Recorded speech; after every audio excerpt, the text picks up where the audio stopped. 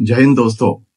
हाल ही में पुणे की एक सभा में वंचित बहुजन आघाड़ी के राष्ट्रीय अध्यक्ष प्रकाश अंबेडकर जी ने यह कहा कि महाराष्ट्र के मुसलमानों को लोकसभा चुनाव में कम से कम 3 जगहों पर टिकट दी जानी चाहिए।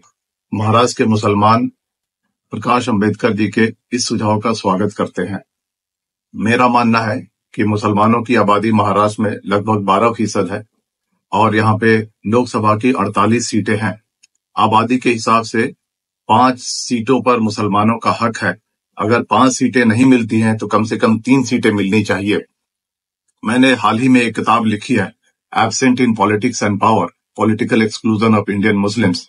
इसमें चैप्टर नंबर 3 में मैंने ये दिखाया है कि महाराष्ट्र की कुछ सीटें हैं जहाँ पे मुसलमानों की बहुलता है, जैसे धुले मालेगांव, औरंगाबाद, नांदेड़, अकोला, भिवंडी और मुंबई की 5 या 6 सीटें।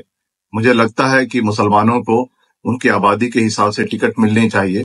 अगर 5 सीट नहीं मिलती है तो कम से कम 3 सीटों पर मुसलमानों को टिकट दी जानी चाहिए, क्योंकि मुसलमानों ने देश में लोकतंत्र को मजबूत करने में, सेकुलरिज्म को जिंदा रखने में और सामाजिक न्याय की लड़ाई को आगे बढ़ाने में बहुत अहम रोल अदा किया है।